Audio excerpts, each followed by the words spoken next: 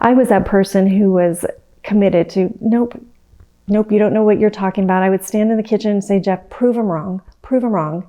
They can't tell you it is what it is. They can only tell you what it's not. So let's prove them wrong. And I spent every waking hour, 24 hours a day on the internet.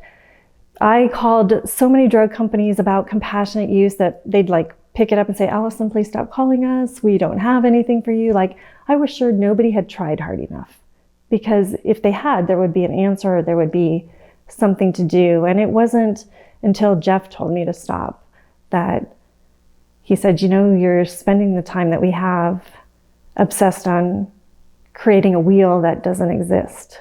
So we need to look at this a little different. So acceptance for me was very hard, because I had so much hope in my heart that we're such capable people, we could figure this out. But then I started hoping for something a little different. And you don't lose hope when you accept a terminal illness. You just hope for something different. You hope for good time together. You hope for no pain. You hope for less suffering. You hope, for peace or for support. So you don't lose hope when you accept a diagnosis like that, but what you hope for definitely changes. For us, yes, Jeff reached acceptance before I did. And I don't know if that's amazing. That's just how it worked for us. But to also put in perspective, our journey was 380 days long from diagnosis to him gaining his angel wings. So his approach was, I can't change what it is. I can only change how I make the people I love around me feel about it.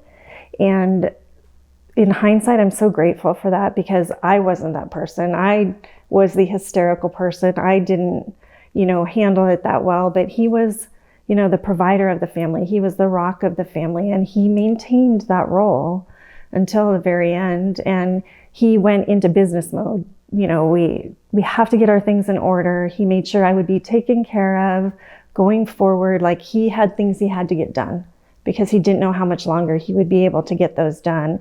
And once all of that was in place, he was ready to stop that constant fight and just be in the moment that we were in. And so we made the choice to stop thinking about time. And luckily, we were fortunate enough to be able to do that. I had a support system for my son, and our works were wonderful. And I can say after 20-something years, I never felt closer to Jeff than those very last few months together, when we stopped thinking about all the things we were losing and what was to come. And we just lived in that moment, in this little time bubble where we read books. We had our own little book club, and then we'd talk about what that book was. Coming from corporate America and, career fields that we were in, that would have never happened. We would have never spent the time doing those kind of things. So we ate when we wanted to eat. If it was 3 a.m., that was dinner time. We just lived in our own bubble for as long as we could. And I'm really grateful that we were able to get to that point. And I think that's definitely due to Jeff being able to accept the diagnosis early in the process.